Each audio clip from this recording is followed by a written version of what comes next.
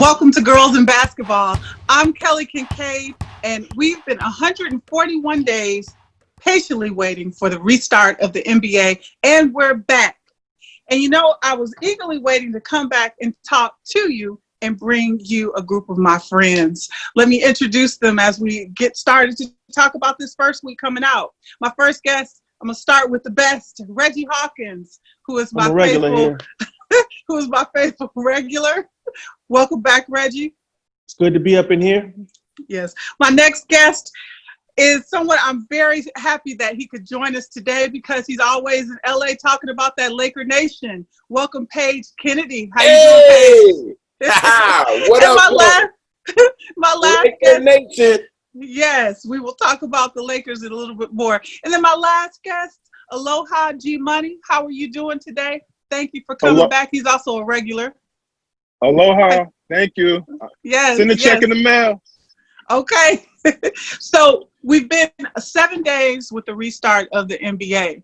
And let's just get to it. We've all been inside the game and had the in-arena experience. How is it for you? And I want to ask each one of you, because I know you all been watching the games. How is it for you watching the game at home or wherever you are outside and watching the inside of the bubble? Paige, let me say, what's your experience? Well, so listen, I am an avid sports watcher, mainly football and basketball, and mainly basketball. So much that, just so you can see how real it is, I mounted a TV on top of my TV so that I can watch multiple games at a time. That's what I do. My life is that. And so I've been chomping at the bit to get back to this. And I was a little nervous at first because the first semblance of basketball was the thing that they were doing overseas. I forget the acronym that they use, but Joe Johnson was in it. I think he was like the MVP of that league or whatever, like the basketball league or whatever. And that was like the closest thing that was like analogous to what we were going to have.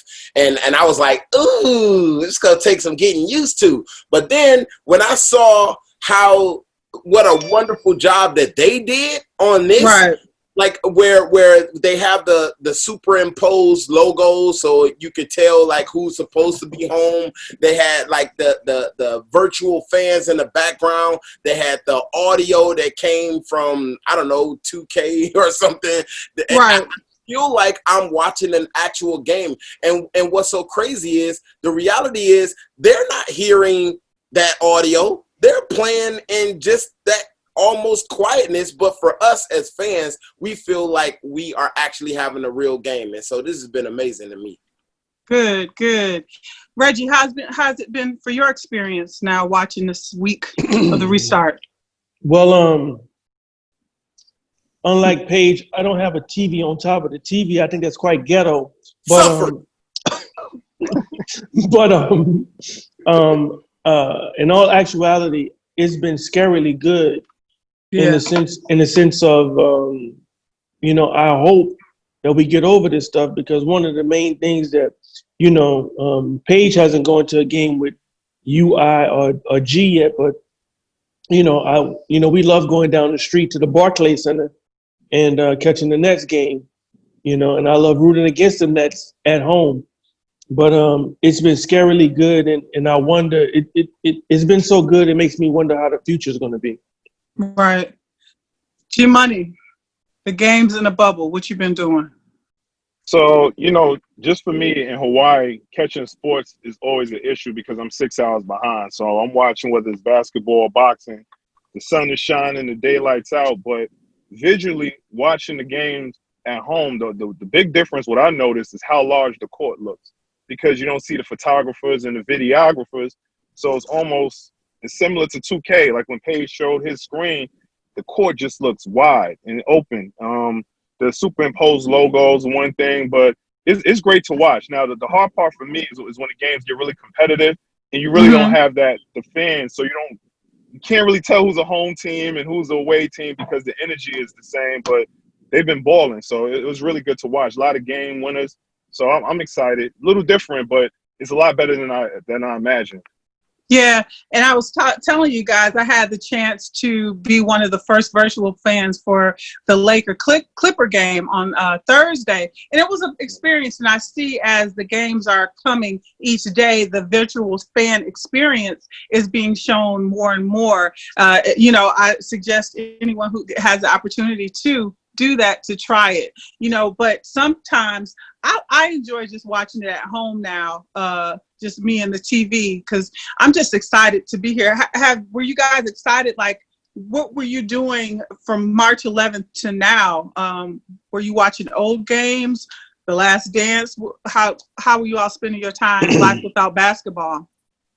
I definitely was watching old games as if they were new games. I had it on. I had it on all of the channels that would show the old basketball games. I watched The Last Dance multiple times, because we grew up with like being in that time period, and like being able to see the behind the scenes stuff of that was like amazing. And I watch First Take and Undisputed every single day because that's a part of my in the living room push-up jailhouse workout while that's is on. So that's what I was doing, just waiting for it and hoping that it would come back. Right. Any favorite games that you went back to watch, Reggie or G Money, while we were no sports and no basketball? Any docs? Last Dance, Dance, like everyone else, I enjoyed The Last Dance, but honestly, to prepare myself for what the basketball season was looking like, or to look forward to, I watched UFC because, they've been having a lot of matches, and just watching them without fans and being able to appreciate it, I was ready for basketball. I'm like, okay, this is going to work. But a lot of old ESPN, Scott Van Pelt, Last Dance. Right. So for now, I'll start with you, Reggie. So let's talk about the games now. We're 7 days in with games that are being played. The teams that you have found are your favorites because all the players are just starting back, even with training camp. This is probably the longest time in all of their lives that they were kind of stationary and just working out and not on the court. What teams did you stand out now before the playoffs? Which teams stood out? Well, as far as for winning it, going into the playoffs. Well, going into the playoffs, and actually coming into this situation, things haven't changed. Matter of fact, things have accentuated as it pertains to who I know is going to win a championship, and they've just reiterated that. And the Clippers have come out of this thing stronger than ever, and blowing people out. And everybody's actually. Hold on, it's my time, Paige. Excuse me. Maybe you didn't just see what Devin Booker just did to the Clippers like maybe 15 minutes ago. I'm sorry, the Migos sound like the Migos up in here. Where's that noise coming from?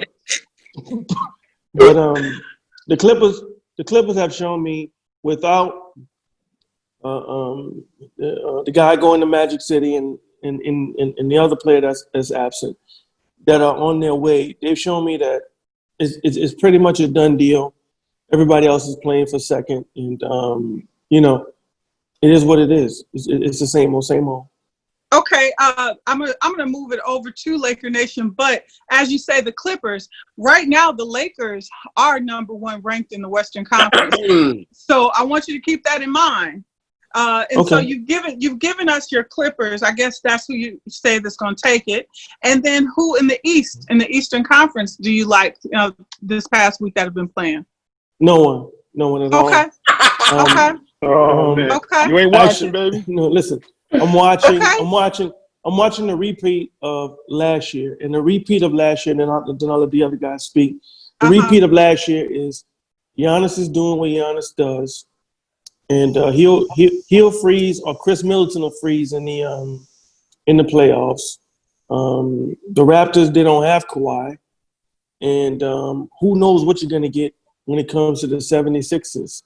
You know what? I'm lying. There is one surprise. There is one wild card in the East, and that's Jimmy Butler and the Heat. Oh, the Miami I think Heat. that and the Heat, they can surprise some people.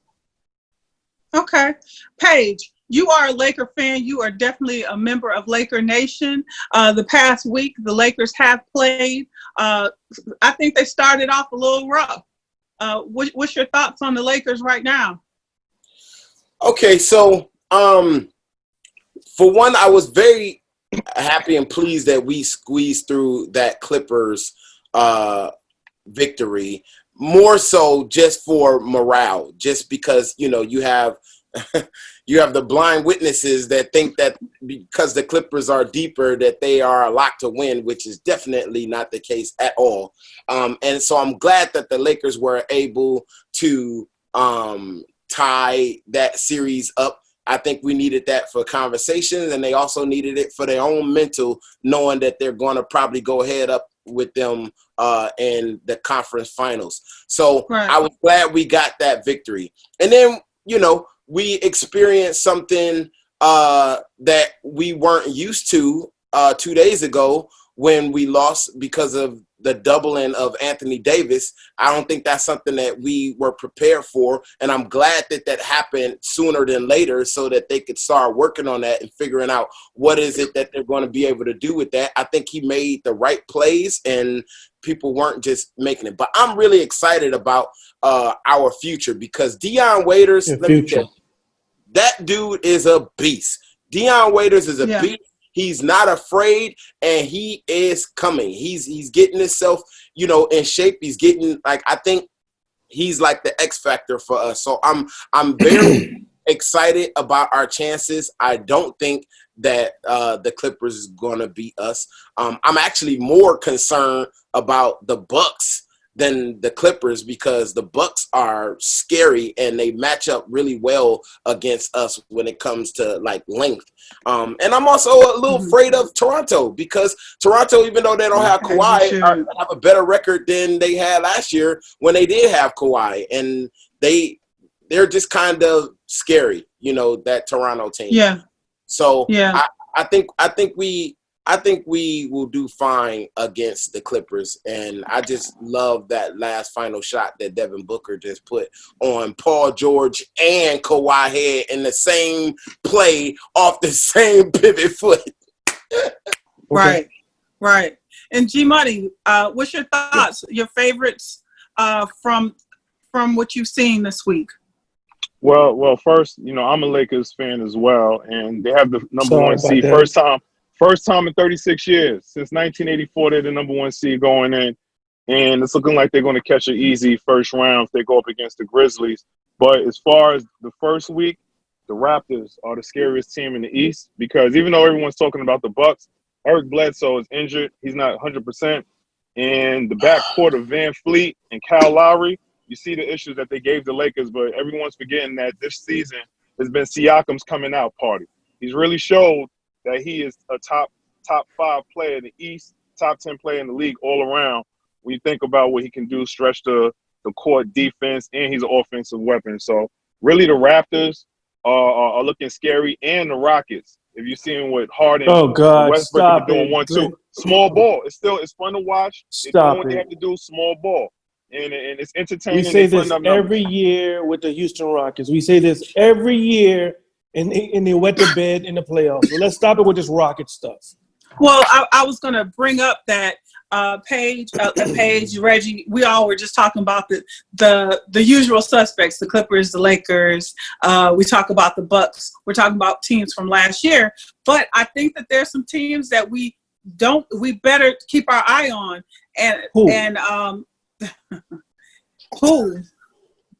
Houston Rockets. I think they came out really well this week. I think that Westbrook and Harden are really playing along with the other teammates. So I think don't sleep on them. And I think the Clippers, Lakers, the whole rivalry. It is going to be a matchup as far as to see what's going to happen right now as far as if they play in the playoffs. I think, Reggie, you have Clippers. Paige, you have Paige and G Money. You both have the Lakers. So you have who do I have? Because I'm a complicated girl. I would be crazy to say Brooklyn Nets had any chance. I think we're barely in the playoffs for this season, and we're fighting for 7th or 8th place right now. I'm happy to see Boston do a little bit better than they did this past season, but I'm very impressed with the Raptors. I'm very impressed with them. This week has been a great week for them. A lot of the people remember they are the reigning champions. Yeah. So, They're and dangerous. and they're without Kawhi. So Reigning all the champions. people, And the champion and the MVP ain't there. all the people who said that they did it because of Kawhi, I think that they will have to eat their words. No, I think they will have to eat their words, because if you look at the leadership, I even feel like Kyle Lowry has stepped up as far as leadership, and he's out there fighting. And I'm very impressed with Van Vliet. He's really doing well. So it's excited to see them. Is that very exciting. I just want to interject and ask G Money and Paige, excuse me. Have any of you guys seen Anthony Davis in the fourth quarter in any of these games? Come on, man. I seen him in the fourth quarter last night with the 8 points and the 6 coming with less than a minute left. I saw him last night. Yeah. Did you? He goes ghost. Though. He goes ghost. In that fourth quarter, the first couple of games, he went ghost. That's true. 0 points. But I think that it goes to say, as far as a lot of these players, especially with the Lakers, they pulled off their opening game, but I think that they had some gelling that they were still getting used to, because they do have different new additions with all these players and stuff. So I was a little nervous watching them, but I think that they are getting their feet under themselves, and it's going to be a great playoff. I mean, right now they are number one. You can't. Hold on. Let's the three of you guys knock this off. Let's knock that off. One. Kawhi takes games off. He rests. What do they call that when he takes games off?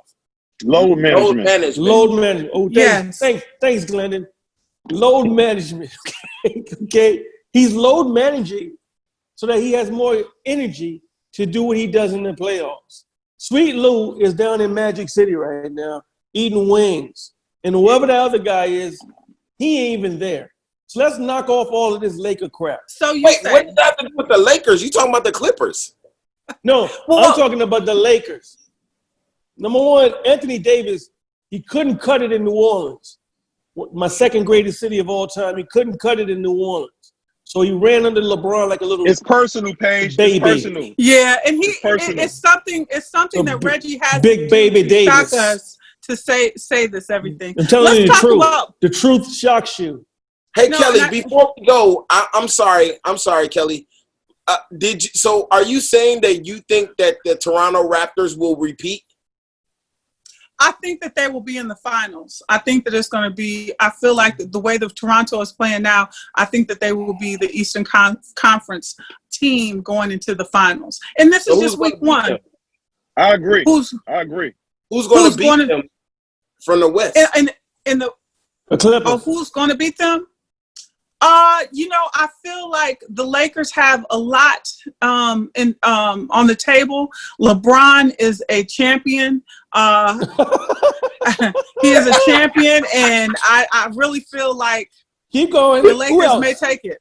No, I think the Lakers. I think that the playoffs are going to really be good, because if you look at the Rockets, they have something to prove. It's a lot of teams on the West. The West has a stronger mission to win.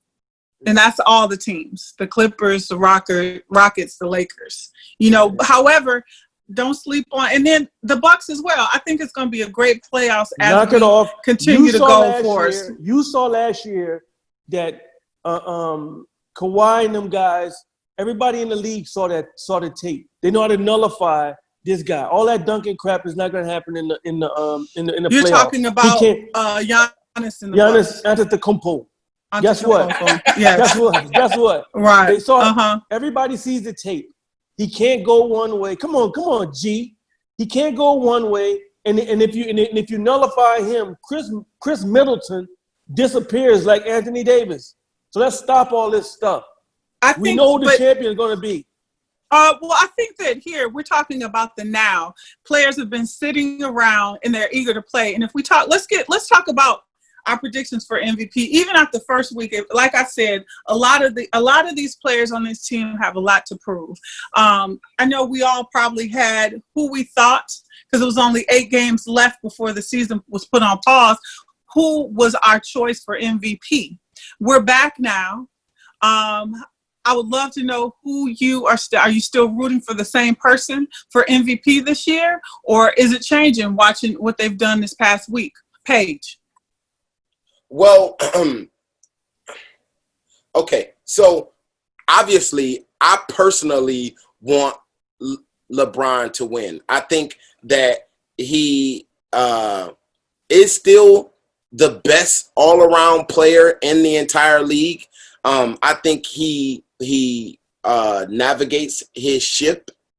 And I think that he makes everyone around him better. I think that being this his 17th year and he's 35 years old, and we've never seen a player at 35 years old still be at the elite physical and mental level as LeBron.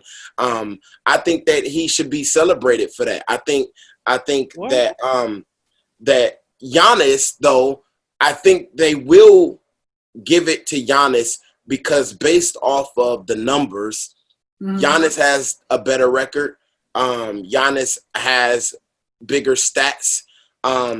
And so how do you argue against him? I just feel like, for LeBron to do what he's doing on the level that he's doing it at 17 years, that he definitely should get another MVP because Giannis is going to have, kind of like how they do the Oscars. Like, right.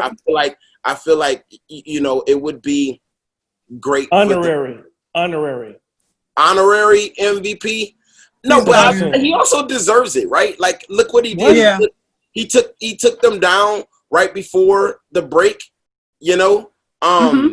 I think he definitely deserves it. But on paper, if you look at the stats, Giannis' stats are more in favor of him winning. Okay. Was Harden ever? G-Money, I was gonna say, was Harden ever in your thoughts as far as MVP in the running?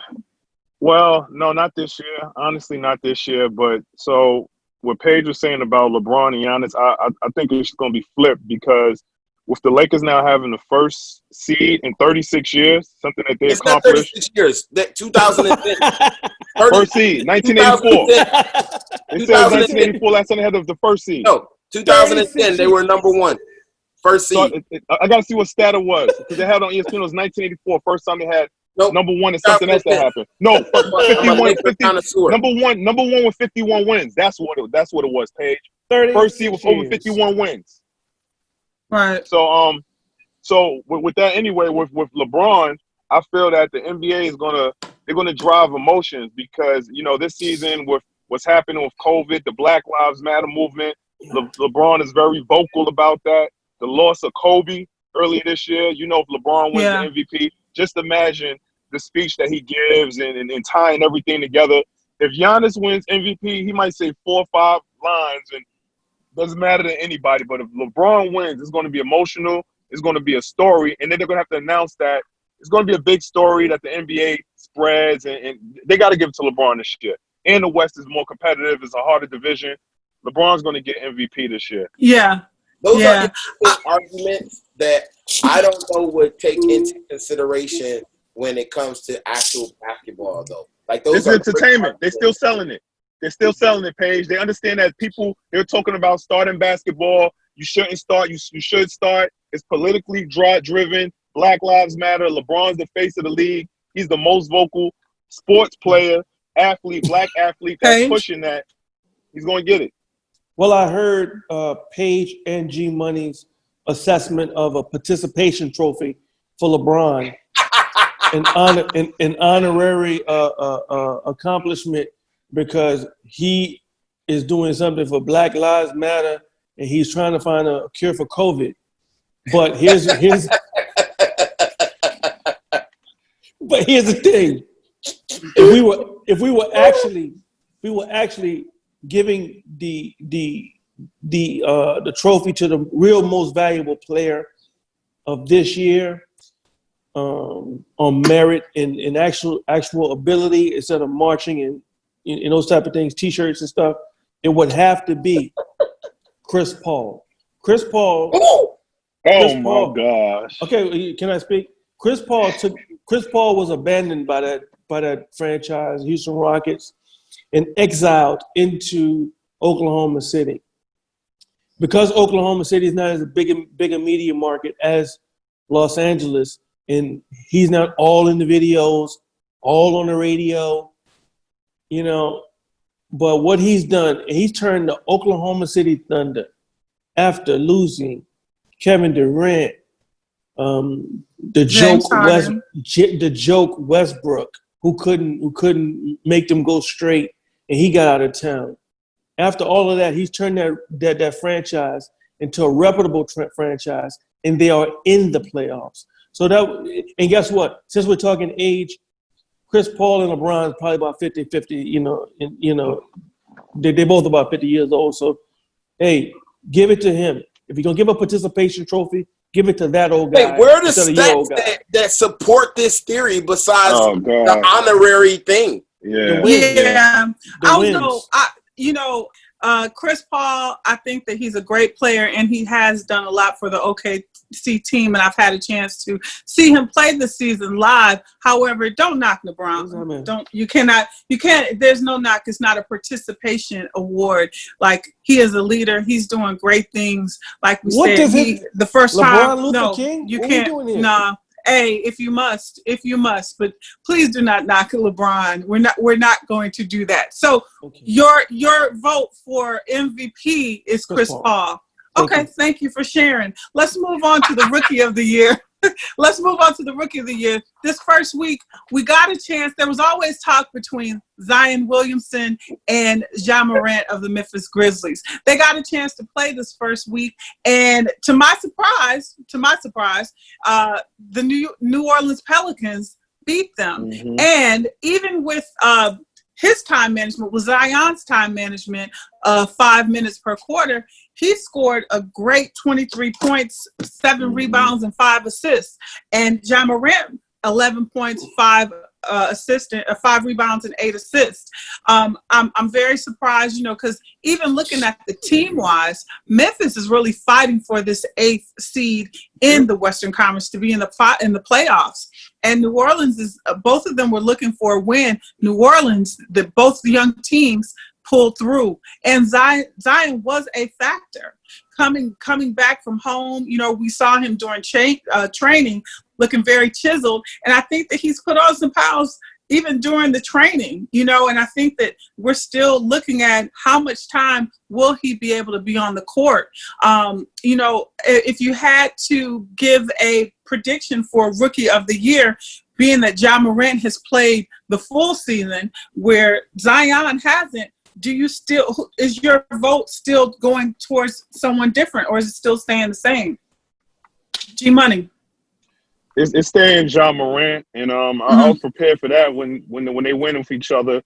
Ja had 30. He played 39 minutes that game with Zion. Yeah. And prior to that, they played the Spurs, and he almost had a triple-double. He was 1 rebound, 1 assist away from a triple-double, 25 points. Then he put up 22 against Portland the other day.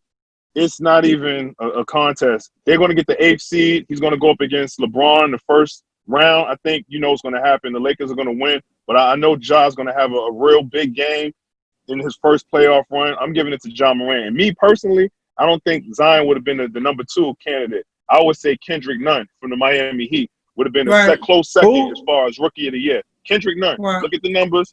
Undrafted, came in. He's been putting up great numbers. Now, he just came off the quarantine, so his first game was a little suspect. But him and Ja been looking like the 2 real candidates for Rookie of the Year. But I think Ja's going to get it. Yeah, this freshman class has been really a very impressive class because you have some other people like Tyler Hero from Miami as well. I was really doing well.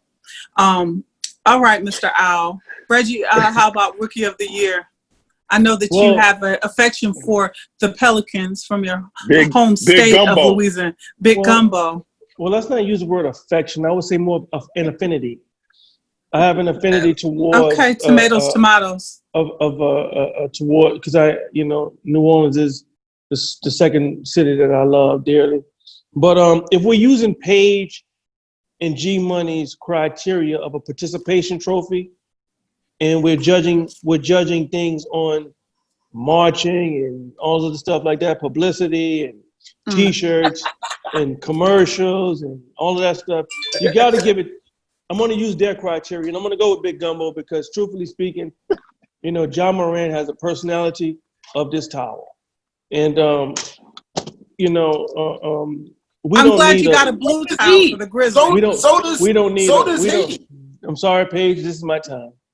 I'll yield the rest of my time to you, but I'm sorry. You know, after Paige threw me off, but basically, as it pertains to the league looking right, I think you have to go with the guy that has the most commercials, the most publicity, and the most hype. He has brought media coverage to New Orleans, a football city. So I'm gonna go with Big Gumbo, Zion Williams. Okay. I yield the rest of my time. Okay. and your final for Rookie of the Year, Paige, who have you been watching? Who do you think it would be the best winner for the Rookie of the Year? Okay, so like everyone else, I've been having my eye on Zion since, you know, high school. And right. The story of him is a great story. And I think that he is going to be a transcendent player, once in a generation type of ability if he's able to stay healthy. But because of the fact that he only had a handful of games, he has to load manage those games. He hasn't had an opportunity to fully even become the Zion that we saw at Duke. So we haven't even fully seen his potential yet because it's been a bottle size. And so because of that, you know, I don't think that it would be right to take it away from Ja Morant, who has been putting in work since day one, who's been putting up crazy numbers, and he has his team in the playoffs. As of right now, Zion is not even in the playoffs. And so how would you take that away from him? You know, just based off of the story of Zion. I think Zion's going to be terrific and great. And had he had the ability to be a part of the NBA since it started and play full minutes, I think that without a question, he would have been the Rookie of the Year. But as it stands, I think it goes to Ja Morant. I agree. I think that both of them are going to be leaders in this league. And I mean, I'm looking forward to them rising in the league as they grow. Is there any other rookies or newcomers that you guys are looking at? I know that Michael Porter Jr. has been doing really well on the court. He had a great game with Denver. Any other up and coming players that you guys are looking at? From the Bulls, what's it, Clarkson? I think Forgot so. his first name. He's been going off. They've been going off. Reggie? No, I have none. You're just sticking with the big players, the big ballers, it's the only Clippers. Zion Williamson is all that matters. Okay. Okay. Well, I want to thank you guys. You know, we still have about 7 more games left with the season. The playoffs start August 17th. But I think that as far as, you know, the East Coast, as far as the playoff, that's pretty set. You know, I think it's just been a flip-flop between Orlando and Boston, Brooklyn Nets as far as who's going to be the 7th or 8th seed. But the West, let's not forget, there's still a battle as when we look at the scores between the stats between the Memphis Grizzlies and Portland Trailblazers. And as we end, and we're still in our regular season games, Portland, do you think they have enough to bump the Memphis Grizzlies to make it to that 8th seed? Paige. If I had to bet my money, you know, I'll be hard pressed to not bet on Dame Dollar. Like that guy when he gets going, this dude, it's almost like he made a deal with the devil to be able to shoot from wherever the hell he wants to, and it just flashes in. That that guy is a problem. Portland has been doing their thing. I think Memphis has a very difficult remainder of the schedule. Me personally, I would love to see New Orleans get in. Mainly because I'm such a Laker fan that I love B.I., Lonzo, and Josh Hart, and so I call them the Lakers South. So I would just be interested just to watch that. That would be the most entertaining for me out of all of the teams that are vying to get inside. I don't think San Antonio is going to have a chance. No. And but I do feel like Portland. It just seems right that Portland will squeeze by the Grizzlies. Yeah, and it doesn't matter because the Lakers are going to beat whoever falls in that spot anyway. So, but I guess for Portland, it would be kind of a redemption for Dame, or even just an accomplishment for all the times that he's been pushing to even make the playoffs. What do you agree, G Money? I do, and at the end of the day, Portland right now, when you look at it, like how youthful and how young the league is, they're a veteran team. So, like with Dame, CJ McCullough, you got Skinny Mello, and then their big man's back healthy. They're a veteran team. They're going to make it. And I'm not sure if they'll make it past the Lakers, but I think they'll make a series out of it. So it's going to be good. I'm going for Portland. I agree. And Reggie, do you have any comment? Because I feel like you just Clipper Nation and Zion, Big Gumbo. Do you have any thoughts on Portland? I actually had a question as it pertains to the amount of Damian Lillard sneakers that you have. How many do you have in your house? I can't recall. It's more than 7, right? I can't recall. I think the Dame Dollar sneaker is really cool. I think the new color scheme is really good. Really good to swatch. Let's do some full disclosure.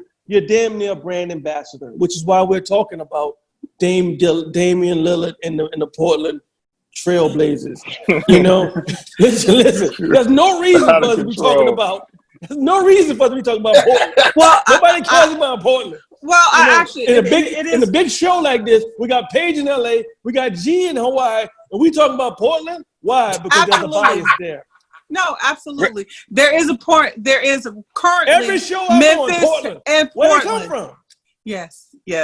So as we are segueing off topic, Reggie, I want to thank you for being another colorful guest on Girls in Basketball. Paige Kennedy, what should we be looking out for you in this coming COVID season? Any movies, any stand-up? I know that you're very popular on TikTok. Please let people know. People, and you have music coming out. What should we look for and tell people how to follow you? I'm at Paige Kennedy on all platforms. The music is on all streaming services. The latest mixtape out is Straight Bars 3, so that's available on all. I just put out a new video right now that is doing pretty well. I almost had 200,000 views on YouTube. God damn! Rated. So I'm very proud of that. And telling my story, and before COVID, I was filming a new sitcom for Netflix, that was supposed to come out this summer, but I guess we start back hopefully next month, and you can be looking for that. It's called The Upshaws. Very good. Thank you for joining us. Good luck to your Lakers as we are finishing the season out and into the playoffs. And congratulations on that #1 seed for Laker Nation. G Money. Kelly. What do we have to look forward to now? How can we follow you? Please give us what's going on. Your new radio show on Dash. Oh, you know that I'm part of the pyramid scheme. So we're getting everybody signed up for Taste Radio Radio app, but Pacific Push on Instagram. The team is managing it. We're growing it. We're taking over Hawaii. Highly inspired by the West Coast. So Paige Kennedy sent us some music. Let's play that. And pretty much love will across the board. What days is Pacific Push on Taste Radio? A whole lot. We got a whole lot of real estate. So 9 p.m. Pacific Standard Time on Fridays, a replay on Saturdays at midnight, then Monday again, 9 p.m. Pacific time. Right now, until Reggie fills up the entire calendar with talent, and he's like, hey, G, we got to cut back. So, Right. we're rocking and rolling. And people can get the Dash Radio on their app. Just download Dash Radio. And last, That's right. Reggie Hawkins. Yeah, well, thank you again, Kelly, for another exciting invitation to this biased show called Girls in Basketball. But we do have the Taste Radio platform that we're establishing. We do have the creative space here in Bushwick, Brooklyn, and there's so much more to look out for. Paige, please send us your music, and we'll critique it to see if it's we can play it on our airwaves. We hope so. Hey, Paige, we play Tekashi 6ix9ine. Fuck that. Hey, I've been thinking about this all day, and I would be remiss if I don't say this. But Reggie, why you look like Kevin Hart, bro? Kevin Hart is a distant relative of mine. No, he looks like Glenn Rice. Glenn Rice. Glenn Rice. Glenn Rice. Black Lives Matter. We all get on the same boat up in Williamstown, but that's the things that we got going on. And you can follow us, Taste Radio 1. Taste Radio 1. I'm too sneaky to have a personal page, but I have a business page, Taste Radio 1. Follow us and we'll follow you back. And I'm Kelly Kinkaid. You can follow me at Kelly Kinkaid, KELLY KINKAID. Thanks for watching Girls in Basketball. I'm just a girl who loves basketball. See you next time.